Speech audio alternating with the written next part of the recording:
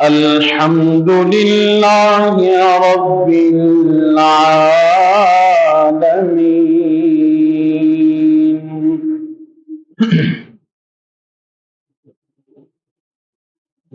والعاقبة للمتقين،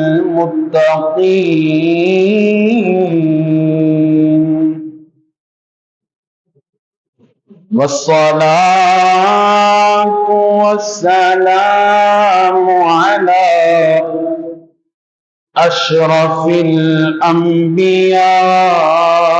والمرسلين. أما بعد، فأعوذ بالله من الشيطان الرجيم. بسم الله الرحمن الرحيم.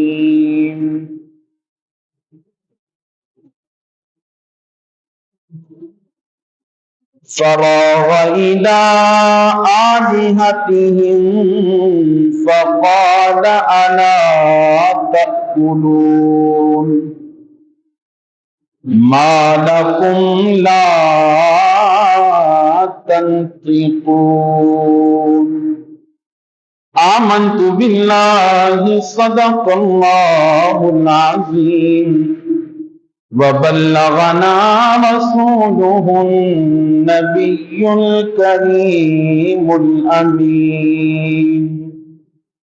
إن الله وملائكته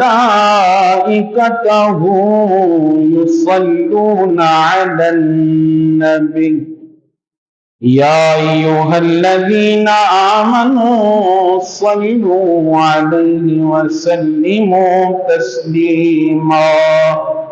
بابا جبلن پڑھیے الصلاة والسلام عليك يا رسول الله، الصلاة والسلام عليك يا حبيب الله.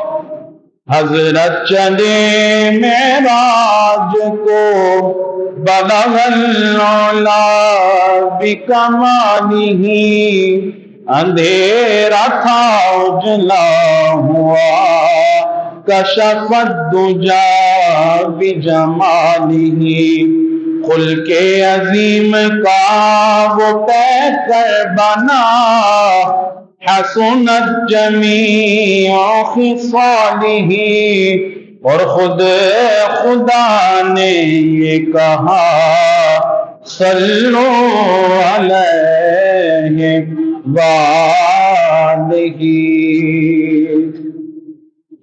یا مصطفیٰ خیر الورا تیرے جیا کوئی نہیں.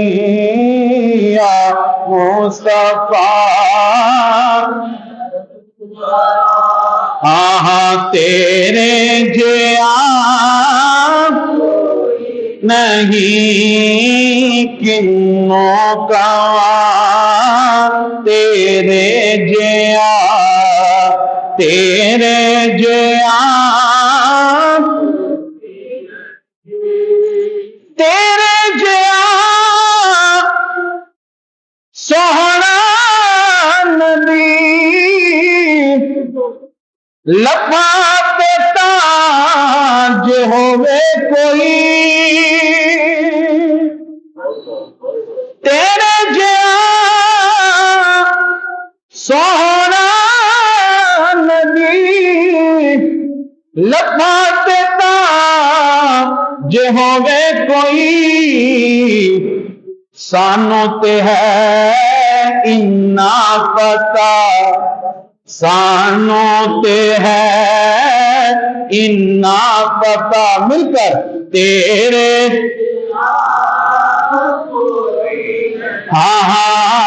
تیرے اور اقصا دے وچ آقا میرے پڑھ کے نماز پیچھے تیرے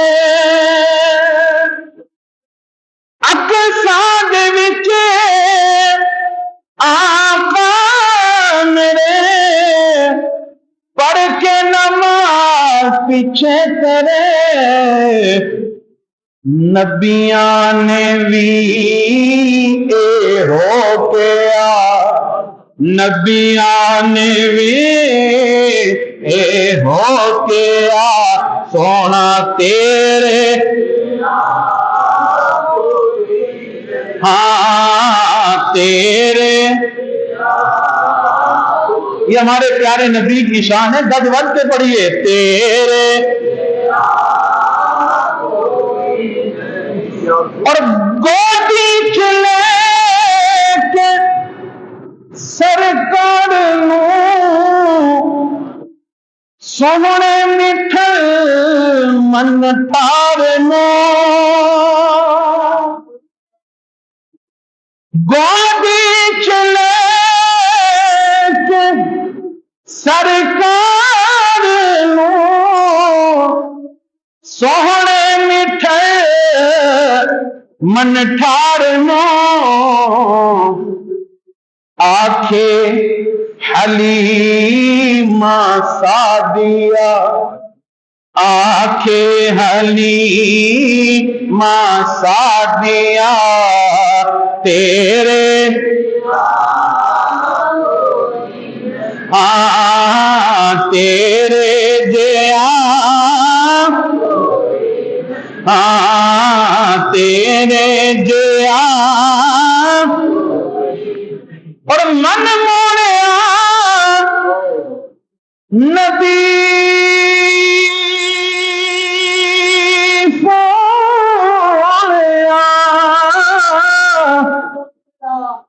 قرآن ہے تیرا ناک خواہ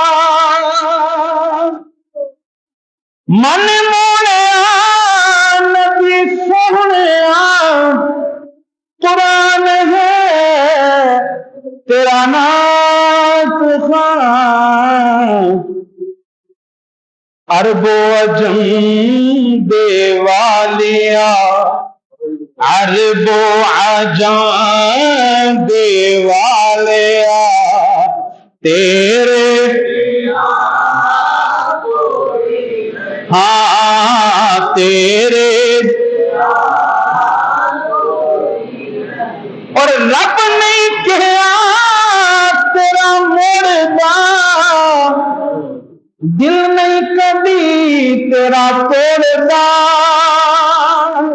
وَلَسَوْفَ يُؤْتِيكَ رَبُّكَ فَتَرْضَىٰ رب نہیں کہا تیرا موڑدا دل نہیں کبھی تیرا توڑدا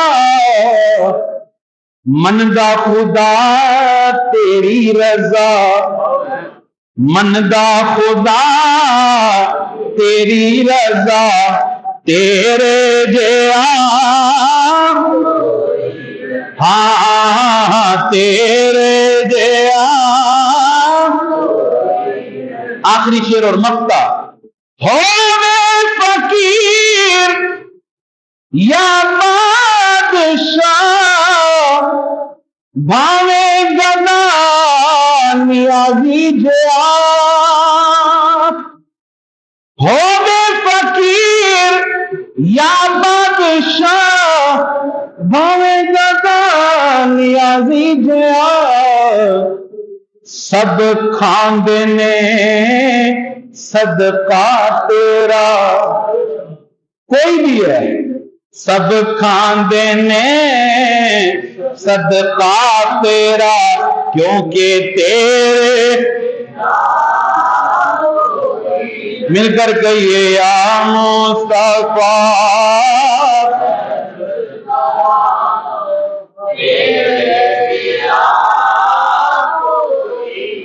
نہیں کنوں کا تیرے جیا تیرے جیا ہاں تیرے جیا کوئی نہیں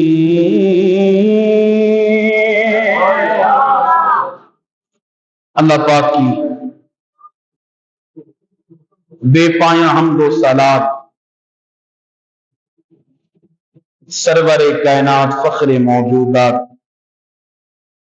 امام الانبیاء سید انس و جاں والی کون و مکان شافع یوم جزا حضرت محمد مصطفیٰ احمد مجتبیٰ صلی اللہ علیہ وآلہ وسلم کی پاک بارگاہ میں بے حد درود و سلام کے بعد نہایت لائق صد اعزاز و تکریم نمازی بھائیو، السلام علیکم ورحمۃ اللہ وبرکاتہ۔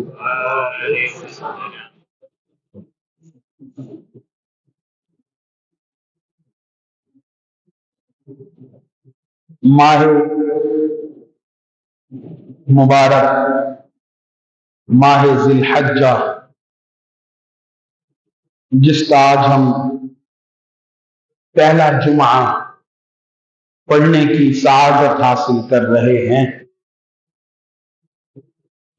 دعا فرمائیں خالق ارض و سما اس ماہ مقدس کی جملہ برکتیں ہم تمام کو نصیب فرمائے۔ یہ وہ ایام جاری و ساری ہیں کہ جو ایام عبادت کے اعتبار سے، محبوبیت کے اعتبار سے، مقبولیت کے اعتبار سے، مقام و مرتبہ کے اعتبار سے یہ ایام گزشتہ بلکہ یہ ایام تمام سال کے ایام کے اوپر فضیلت رکھتے ہیں۔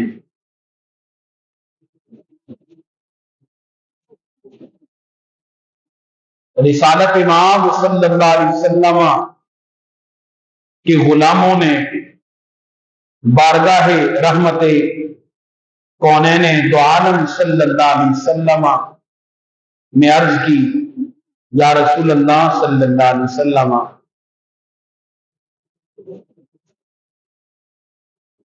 ان دنوں سے بڑھ کر بھی کوئی دن ہے کہ جن کے اعمال کا ثواب ان سے زیادہ ہو؟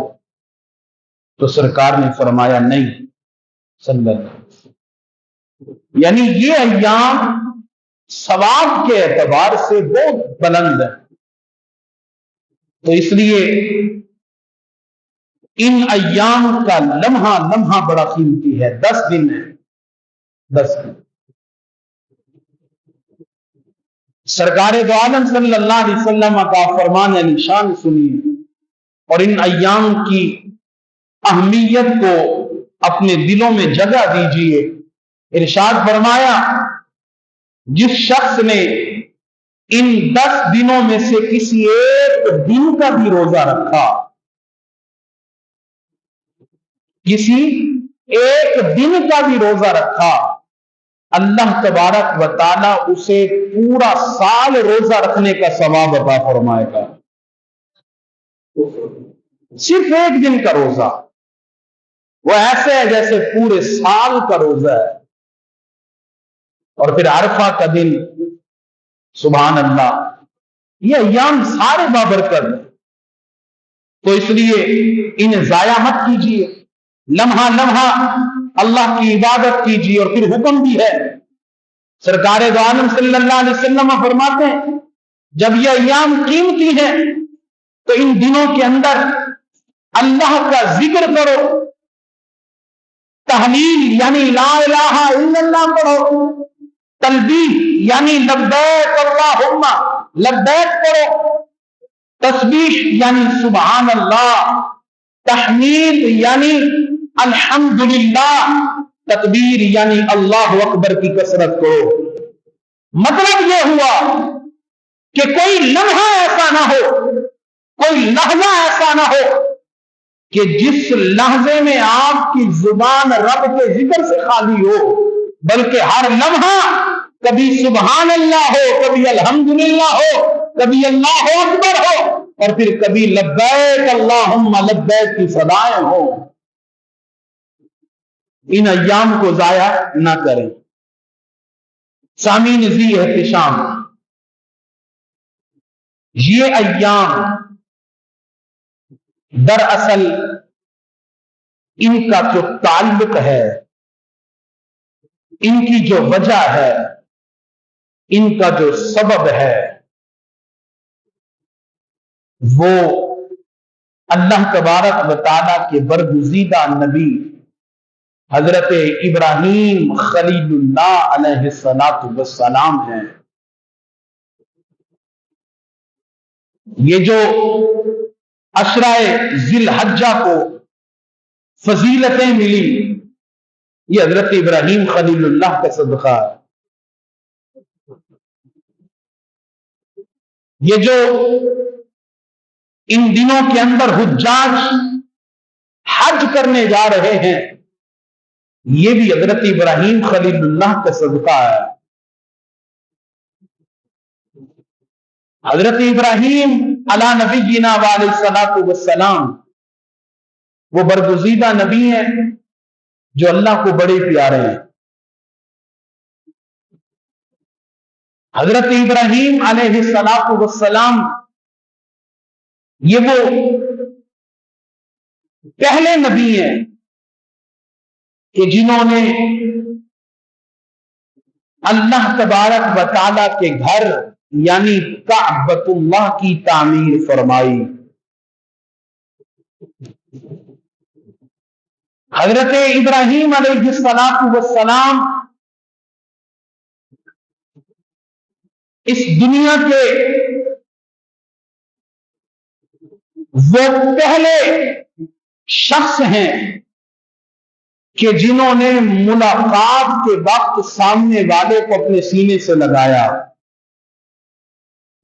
اس سے پہلے ملاقات کے وقت لوگ گلے نہیں ملتے تھے۔ یہ گلے ملنا ابتدا حضرت ابراہیم خلیل اللہ سے، آپ اندازہ لگائیں۔ حضرت ابراہیم علیہ السلام وہ دنیا کے واحد یا پہلے شخص ہیں کہ جنہوں نے سلا ہوا پاجامہ پہنا۔ آپ سے پہلے سلا ہوا پاجامہ نہیں پہنا جاتا تھا۔ یہ جو سلے ہوئے پاجامے کی ابتدا ہے یہ حضرت ابراہیم سے شروع ہوئی ہے، اور حضرت ابراہیم علیہ السلام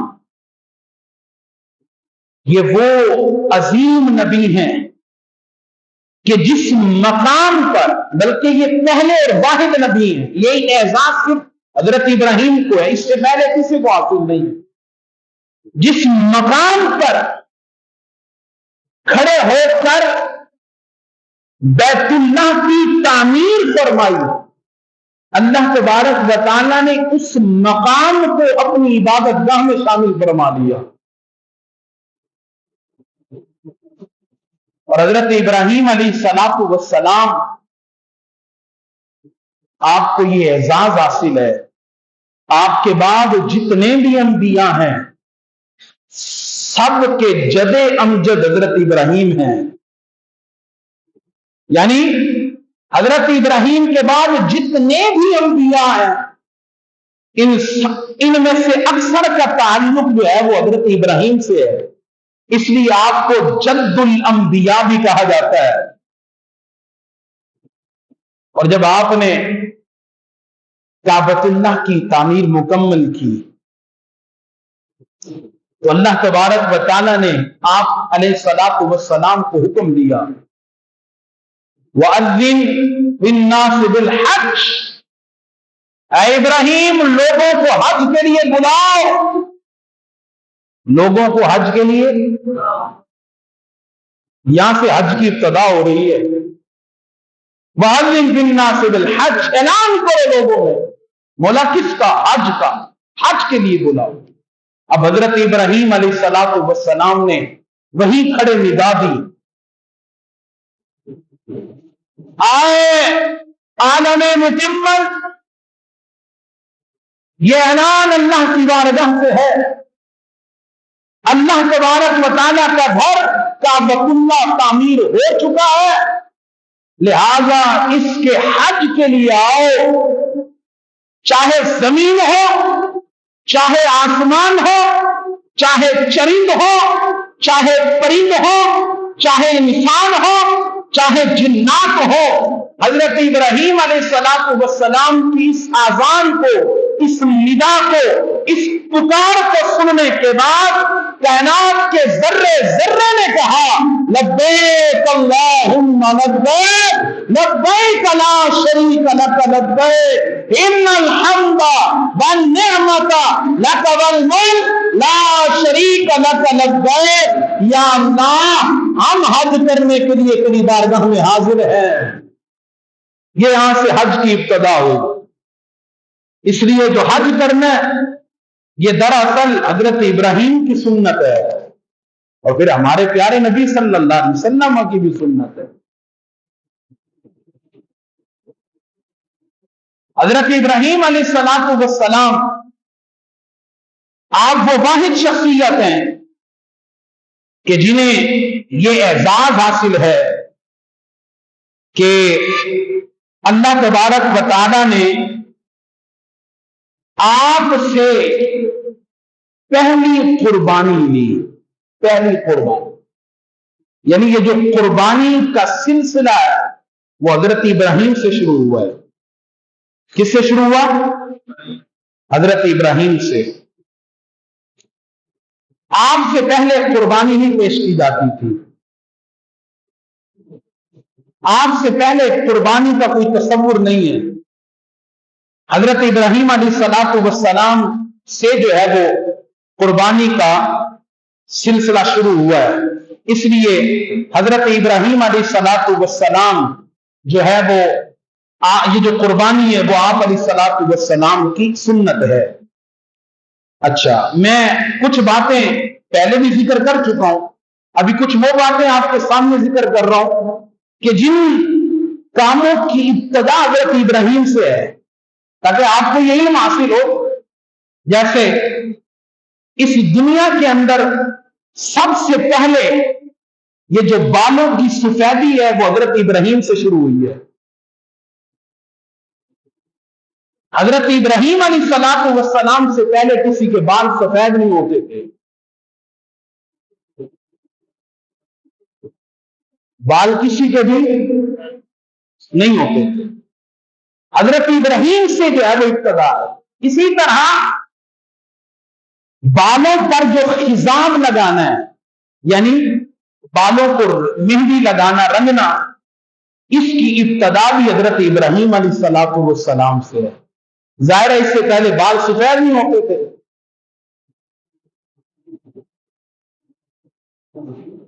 اور حضرت ابراہیم علیہ السلام وہ واحد بلکہ پہلے شخص ہیں یا پہلے نبی ہیں کہ جنہوں نے منبر پہ کھڑے ہو کر خطبہ ارشاد فرمایا۔ منبر پہ کھڑے ہو کر خطبہ ارشاد فرمانا کی جو ابتدا ہے وہ حضرت ابراہیم سے ہے، اور آپ ہی وہ پہلے نبی ہیں کہ جنہوں نے اس کائنات میں سب سے پہلے جہاد کیا۔ یعنی جہاد بھی حضرت ابراہیم کی سنت ہے، سلا ہوا پاجامہ پہننا بھی حضرت ابراہیم کی سنت ہے، اس سے پہلے نہیں تھا۔ بالوں کی سفیدی بھی حضرت ابراہیم کی سنت ہے، اور بالوں کو خضاب لگانا بھی حضرت ابراہیم کی سنت ہے۔ اسی طرح راہ خدا میں جہاد کرنا بھی حضرت ابراہیم کی سنت ہے۔ اسی طرح مہمان نوازی کرنا بھی حضرت ابراہیم کی سنت ہے۔ اس سے پہلے مہمان نوازی نہیں تھی، یہ حضرت ابراہیم سے ابتدا ہوئی اس کی۔ اسی طرح یہ جو ہم سرید کھاتے ہیں، سرید سمجھتے ہیں؟ سرید عربی کا لفظ ہے، اور یہ ڈش کھانے کی ڈش ہے۔ آقا علیہ السلام کو بڑی پسند تھی سرید، اور اس سرید کی جو ابتدا ہے حضرت ابراہیم سے ہے، اور یہ ہے کیا؟ شوربے کے اندر روٹی کے ٹکڑے ڈال کر انہیں گیلا کر کے کھانا، یہ حضرت ابراہیم سے اس کی ابتدا ہے۔ اچھا، اس میں حسن ہے، سرکار کو جو پسند ہے نا اس کی وجہ ہے، حسن ہے اس میں۔ صحابہ کرام اور سرکار جب ساتھ کھانا کھاتے تھے، تقریباً اکثر طور پہ سرکار دو عالم صلی اللہ علیہ وسلم سرید بنوایا کرتے تھے، بڑے سے تھال کے اندر، بڑے برتن میں، اور صحابہ کرام حضور کے ساتھ بیٹھ کر تناول کیا کرتے تھے۔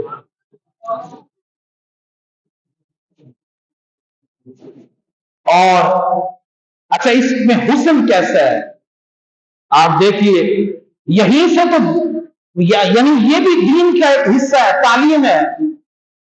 سرکار دو عالم صلی اللہ علیہ وسلم یہاں تو صحابہ کی حضور نے تربیت فرمائی کہ اگر ایک ساتھ بیٹھ کے کھائیں بڑے تال میں یا بڑے برتن میں، تو اپنے سامنے سے کھائیں، اپنے سامنے سے، جو نصیب میں آ جائے گا۔ یہ نہیں ہے کہ سامنے والے کے سامنے جو ہے نا بوٹی رکھی ہے تو وہ وہاں سے اٹھا لی جائے۔ وہ تین دوست بیٹھ کے نا ایک تھال کے اندر کھانا کھا رہے ہوتے ہیں، تو ایک سائڈ پہ نا بوٹی لیگ پیس رکھا ہوتا ہے مثال کے طور پہ، تو ایک دوست اس نے تھال کا رخ گھمایا، اس نے کہا کہ ہماری طرف جو ہے نا قبلہ رخ یوں ہوتا ہے۔ اس نے بوٹی اپنی طرف کر لی، دوسرے نے تھال یوں گھمایا، اس نے کہا ہماری طرف یوں قبلہ رخ ہوتا ہے، تیسرے نے بوٹی اٹھا کے کھا لی، کہا تمہارا چھوڑو، ہماری طرف یوں ہی بس سیدھے نماز پڑھ لیتے ہیں۔ تو یہ کنڈیشن نہیں ہونی چاہیے کہ سامنے والے کا حصہ کھینچ لیں۔ حسن یہ ہے آپ کے سامنے جو آئے نصیب میں وہ کھا لیں۔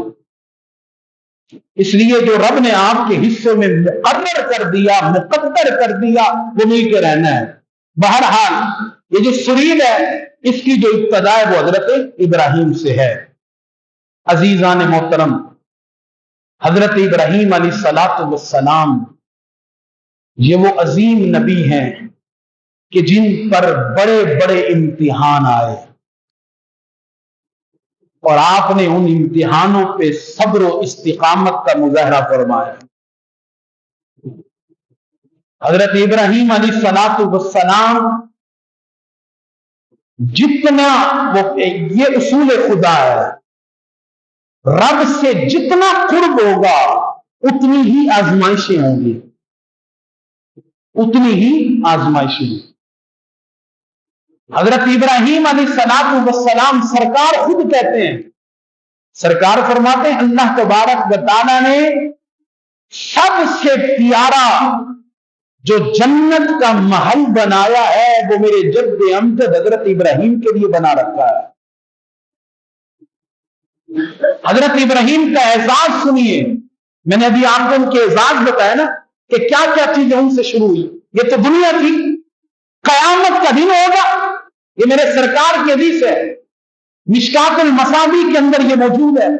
آقا صلی اللہ علیہ وسلم فرماتے ہیں قیامت کے دن لوگوں جب تم اپنی قبروں سے اٹھائے جاؤ گے تو برہنہ اٹھائے جاؤ گے، یعنی انسان اپنی قبر سے ننگا اٹھایا جائے گا۔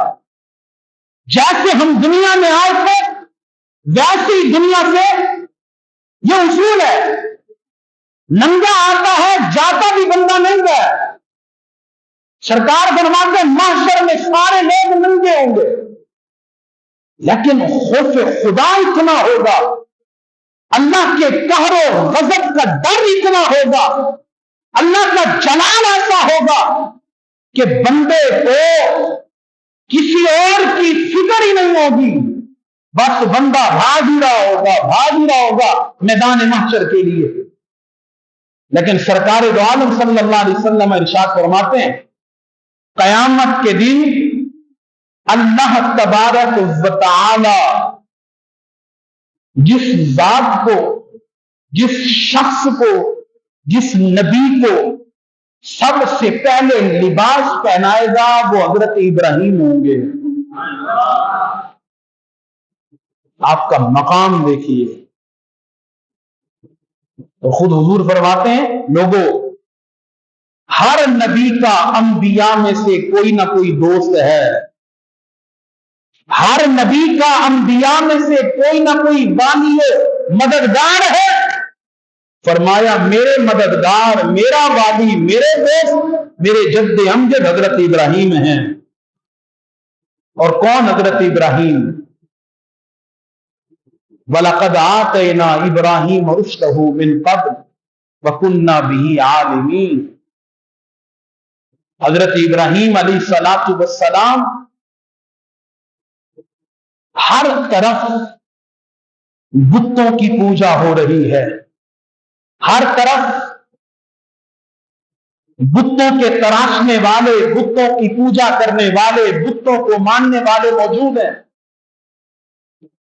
ہر طرف رب کی ذات کا شرک کیا جا رہا ہے، رب کی ذات کے ساتھ شریک ٹھہرائے جا رہے ہیں۔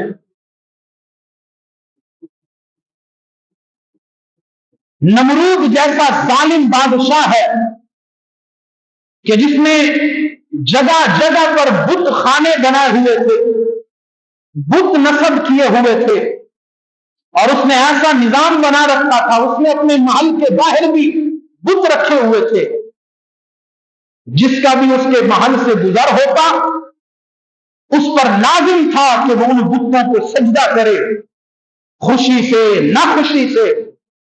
اور اگر کوئی نہیں کرتا ایسا سسٹم، اگر کوئی نہیں کرتا بغیر کیے چلا جاتا تو گھنٹیاں بجتی تھی جس پر اس شخص کو سزا دی جاتی تھی یا مار ڈالا جاتا تھا۔ اس لیے خوشی اور نہ خوشی میں لوگ بتوں کی پوجا کرتے تھے۔ ایسے ماحول میں اللہ تبارک و تعالی نے اپنے برگزیدہ نبی حضرت ابراہیم کو پیدا فرمایا۔ حضرت ابراہیم علیہ السلام کی پیدائش بھی انوکھی ہے۔ آپ کی والدہ ماجدہ نمرود کو اس کی قوم کے ایک بڑے جادوگر نے یہ بتا دیا تھا کہ ان قریب تیری سلطنت کو تباہ کرنے والا آنے والا ہے اور وہ تیرے اسی علاقے میں پیدا ہوگا۔ اور جب حضرت ابراہیم اپنی والدہ ماجدہ کے شکم اطہر میں تشریف لائے تو اس نے نمرود کو یہاں تک بتا دیا کہ وہ ذات، وہ نبی اپنی ماں کے پیٹ میں آ گیا ہے، لیکن اللہ تبارک و تعالیٰ نے حضرت ابراہیم کی والدہ ماجدہ کے بطن اطہر کا جو نقشہ ہے وہ اس طرح بنایا ہوا کہ کوئی بتا ہی نہیں سکتا تھا کہ یہ حاملہ ہے، ان کے پیٹ میں بچہ ہے۔ وقت گزرتا رہا، حضرت ابراہیم علیہ السلام دنیا میں تشریف لائے، ایک غار کے اندر آپ کی والدہ ماجدہ نے آپ کو پیدا فرمایا اور اسی غار میں حضرت ابراہیم کو چھپایا گیا۔ حضرت ابراہیم کی والدہ اس غار میں آپ کو سلا کے گھر تشریف لے جایا کرتی تھی۔ جب دودھ پلانے کا ٹائم ہوتا پھر واپس اسی غار میں آتی، دودھ پلاتی پھر چلی جاتی، یوں سلسلہ چلتا رہا۔ اللہ فرماتے ہیں وَلَقَدْ آتَيْنَا إِبْرَاهِيمَ رُشْدَهُ مِنْ قَبْلُ وَكُنَّا بِهِ عَالِمِينَ۔ جب ابراہیم علیہ السلام کو ہم نے بلوغت عطا کی، جب یہ بالغ ہو گئے، بڑے ہو گئے، اِذْ قَالَ لِأَبِيهِ وَقَوْمِهِ مَا هَٰذِهِ التَّمَاثِيلُ مَا هَٰذِهِ التَّمَاثِيلُ الَّتِي أَنْتُمْ لَهَا عَاكِفُونَ۔ تو حضرت ابراہیم علیہ السلام نے اپنے، لوگ کہتے ہیں یہاں پر اپنے والد نہیں اپنے چچا سے، یہ عقیدہ یاد رکھیں اہل سنت کا، حضرت ابراہیم علیہ السلام کے والد جو ہیں وہ موحد ہیں، وہ اللہ تبارک و تعالیٰ کو ماننے والے ہیں۔ یہ جو قرآن کے اندر موجود ہے کہ آپ کے اب کا نام ہے، اب موجود ہے کہ ان سے آپ نے کہا کہ ایمان لے آؤ، تو اس سے لوگ لیتے ہیں کہ نہیں جی آپ کے جو والد تھے معاذ اللہ وہ مشرک تھے، تو نہیں آپ کے والد مشرک نہیں تھے، آپ کا چچا مشرک تھا، آپ کے والد ماجد اللہ کو ماننے والے تھے۔ اس لیے کہ میرے پاک نبی صلی اللہ علیہ وسلم کا فرمان ہے میں بہترین پشتوں سے بہترین پیٹوں میں آیا ہوں، یعنی میرا پورا سلسلہ نسب پاک ہے. پاک کا مطلب یہ ہوتا ہے کہ میرے جتنے بھی دادا پردادا ہیں، میرے خاندان کے اوپر والے لوگ اور مجھ سے نیچے والے، یہ سب کے سب پاک و صاف ہیں، یعنی اللہ کے ماننے والے ہیں. بات سمجھ آ گئی؟ تو اذ قال لأبیہ، یہاں جو ابھی کا لفظ ہے عربی کے اندر اب باپ کے لیے بھی استعمال ہوتا ہے، اور عربی کے اندر اب چچا کے لیے بھی استعمال ہوتا ہے. اذ قال لأبیہ، آپ نے اپنے چچا سے کہا اور اپنی قوم سے کہا، اے لوگوں تمہیں کیا ہو گیا ہے؟ ما هذه التماثيل التي انتم لها عاکفون، یہ کیا تم ہر وقت بتوں کے سامنے بیٹھے رہتے ہو؟ کیا تم نے یہاں پہ اعتکاف کر رکھا ہے؟ قالوا وجدنا آباءنا لها عابدین، انہوں نے کہا کہ ہم نے اپنے آباء و اجداد کو دیکھا کہ وہ ان کی عبادت کرتے تھے، وہ ان کی عبادت کرتے تھے. قال لقد كنتم انتم وآباؤكم في ضلال مبين، حضرت ابراہیم نے کہا بے شک تم بھی اور تمہارے آباء و اجداد بھی سب کے سب گمراہی میں تھے.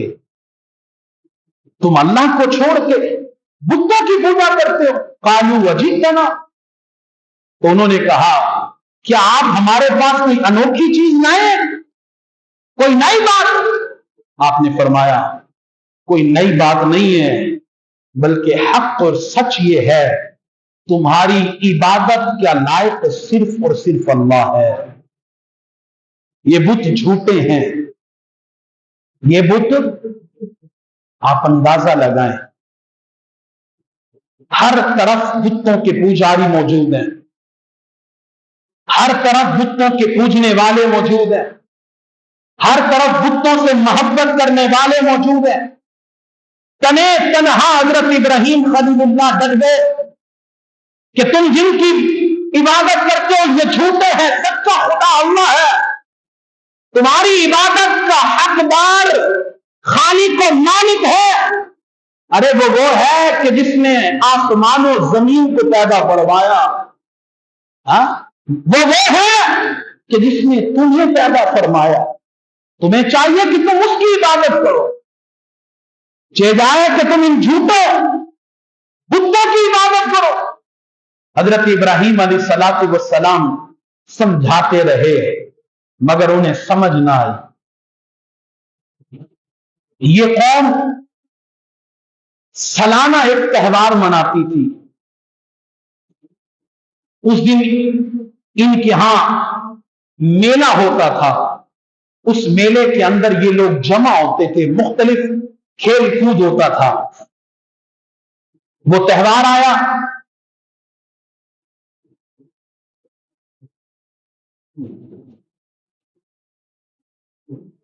دوشی پڑی اللہم صلی علی سیدنا و مولانا محمد. چھوڑ دوبارہ کر چھوڑ. وہ تہوار آیا تو انہوں نے حضرت ابراہیم سے آ کر کہا اے ابراہیم ہمارے ساتھ چلو، آج بڑا تہوار ہے ہماری قوم کا. آپ نے کہا نہیں میں نہیں جاتا، تم جاؤ. اب یہ لوگ روانہ ہوئے. ان کے روانہ ہونے کا طریقہ کار یہ ذرا توجہ کیجیے گا. انہوں نے اپنے علاقے کے اندر بہت بڑا بت خانہ بنا رکھا تھا جس کے اندر بڑے بڑے ان کے بت موجود تھے. کہیں بھی یہ جاتے تو اپنے بت خانے میں آتے، مٹھائیاں لے کر، کھانے لے کر یہ وہاں رکھتے اور ان بتوں کی پوجا اور عبادت کرتے اور وہاں سے پھر آگے سفر پہ روانہ ہوتے، جاتے ہوئے بھی اور پھر آتے ہوئے بھی. یہ ان کا طریقہ تھا. اور ہمیں اسلام نے کیا درس دیا ہے ذرا سنیے. رسالت امام صلی اللہ علیہ وسلم کا طریقہ کار، سرکار دو عالم صلی اللہ علیہ وسلم جب کسی سفر پہ تشریف لے جانے لگتے تو آپ آخری منزل جس جگہ کو بناتے وہ اللہ کا گھر ہوتی. یعنی آپ مسجد میں تشریف لاتے، دو نوافل پڑھتے، اس کے بعد حضور سفر کی ابتدا فرماتے. اسی طرح سرکار دو عالم صلی اللہ علیہ وسلم جب کسی سفر سے واپس تشریف لاتے تو گھر جانے سے پہلے آپ مسجد میں تشریف لے جاتے، اللہ کی بارگاہ میں شکرانے کے نوافل ادا کرتے، حضور پھر گھر تشریف لے جاتے۔ یہ ہمارے سرکار دو عالم صلی اللہ علیہ وسلم کا عمل ہے۔ اس لیے ہمیں بھی چاہیے کہ جب ہم سفر کی ابتدا کریں تو نذرانے کے طور پر ہم 2 نوافل پڑھیں، جب سفر سے واپس گھر پہ آئیں تو گھر آنے سے پہلے مسجد میں جا کر شکرانے کے 2 نوافل ادا کریں۔ بہرحال ان کا طریقہ یہ تھا کہ وہ بت خانے جاتے، وہاں نظر دیتے، مٹھائیاں بانٹتے، اس کے بعد اپنے سفر کی ابتدا کرتے۔ انہوں نے مٹھائیاں رکھی اور اپنے تہوار منانے چلے گئے۔ حضرت ابراہیم علیہ الصلوۃ والسلام آپ نے ہتھوڑا اٹھایا اور حضرت ابراہیم علیہ الصلوۃ والسلام نے وہ کندھے پہ رکھا۔ اللہ کا یہ شیر نبی چل پڑے۔ آپ اس بت خانے میں گئے، اس بت خانے میں جا کر آپ نے دیکھا کہ مٹھائیاں پڑی ہیں، مختلف کھانے پڑے ہیں۔ ان بتوں سے آپ متوجہ ہو کر کہتے ہیں کھاؤ نا، اتنا کچھ رکھا ہے، کھاؤ نا، اگر تم کھا سکتے ہو کھاؤ، کیوں نہیں کھاتے؟ یہ سورۃ الانبیاء کے اندر پوری بات موجود ہے، کھاؤ کیوں نہیں کھاتے؟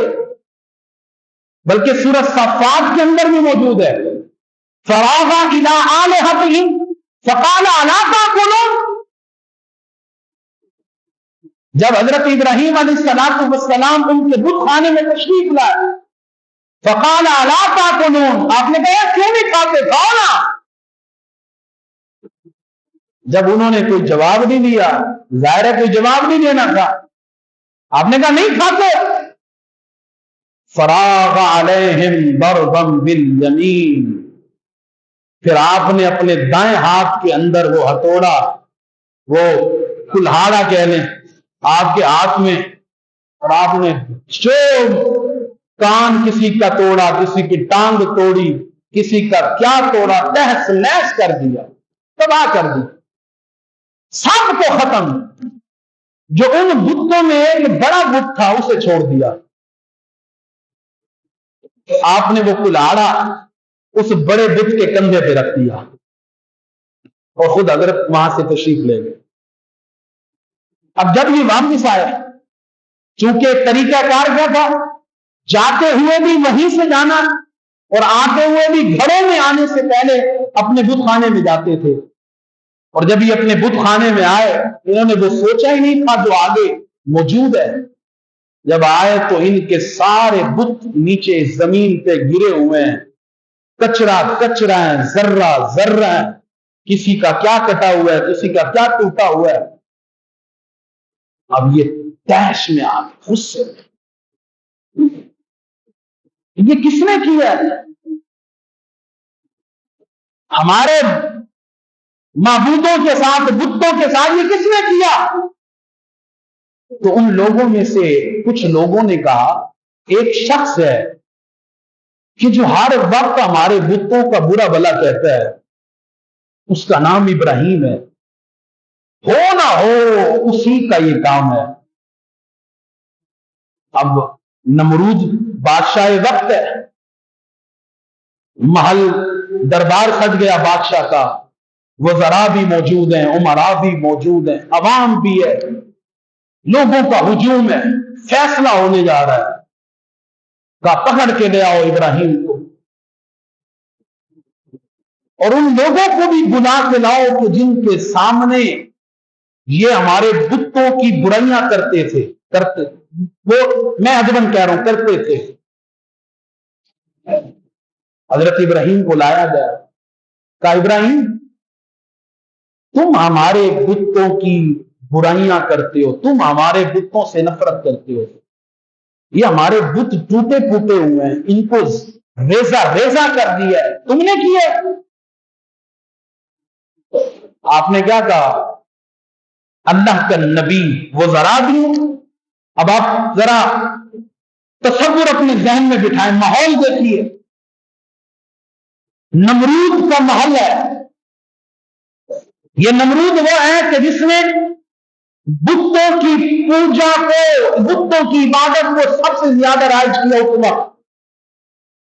سب سے بڑا حامی تھا، وقت کا بادشاہ ہے، طاقت اسی کے پاس ہے، حکومت اسی کے پاس ہے، سلطنت اسی کے پاس ہے، آس پاس سارے لوگ اسی کے ہیں، وزراء بھی انہی کے، امراء بھی انہی کے، بادشاہ بھی انہی کا، عوام بھی انہی کی، تنے تنا حضرت ابراہیم خلیل اللہ ہیں جو اللہ کو ماننے والے ہیں، جو بتوں کے انکاری ہیں۔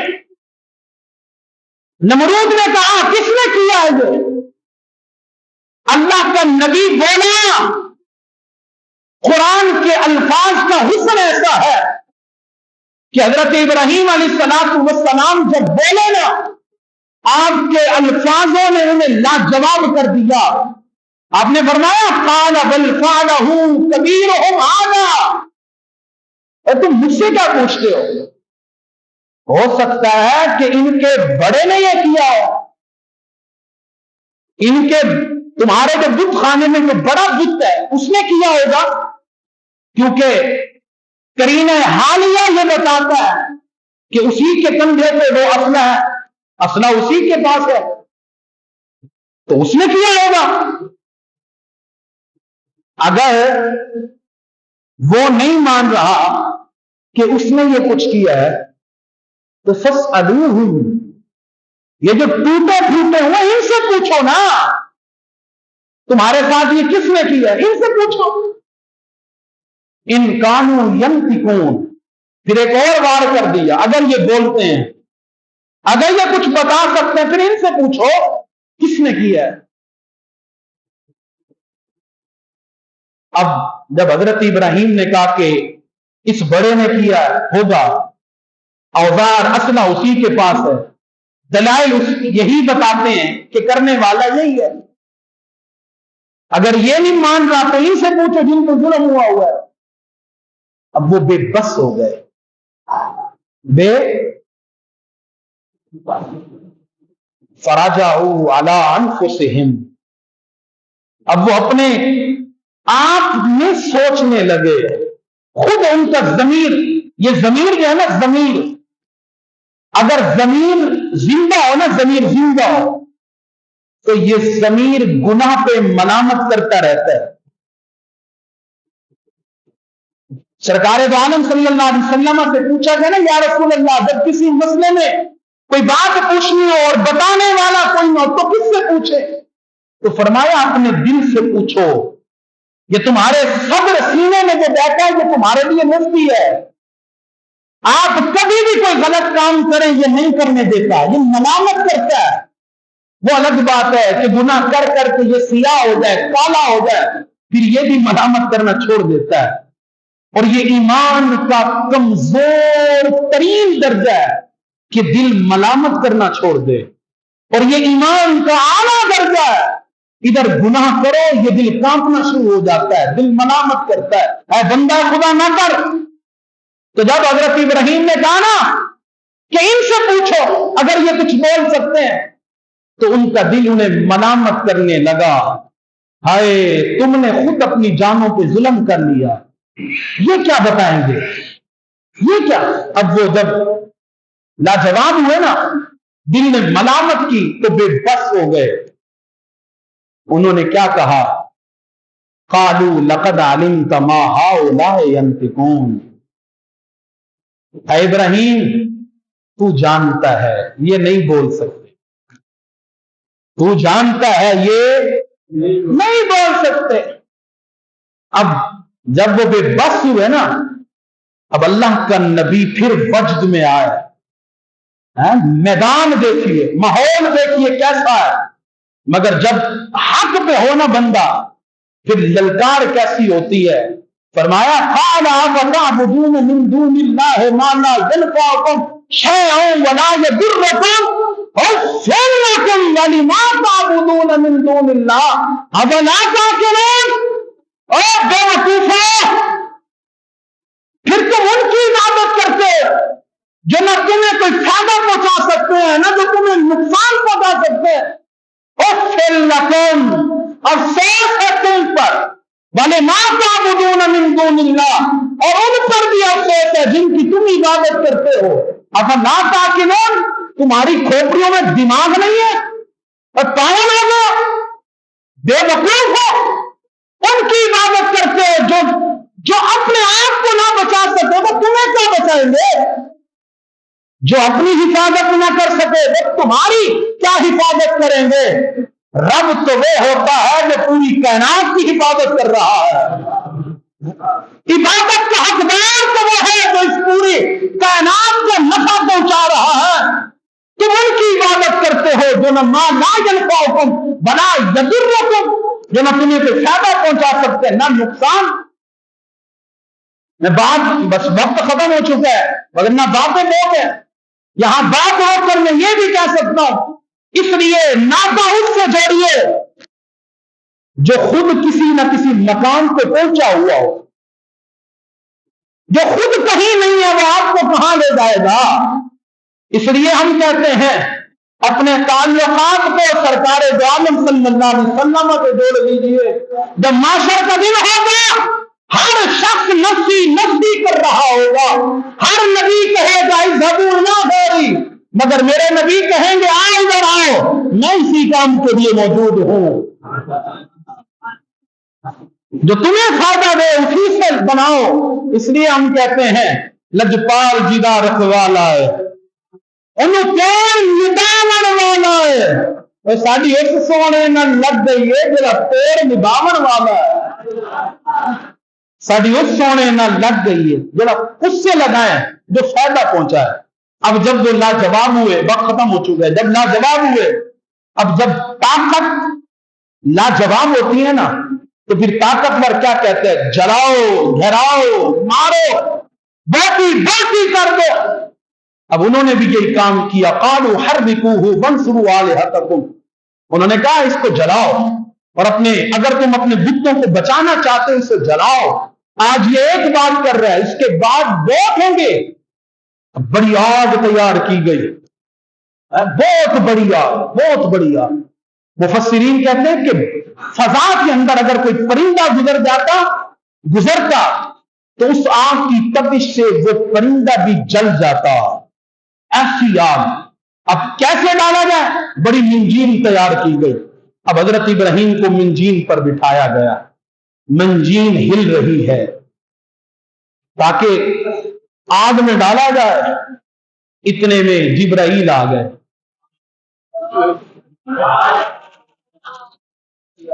ऐ इब्राहीम, मैं अल्लाह के कुर्ब में रहता हूं, सिदरतुल मुंतहा तक मेरा आना जाना है।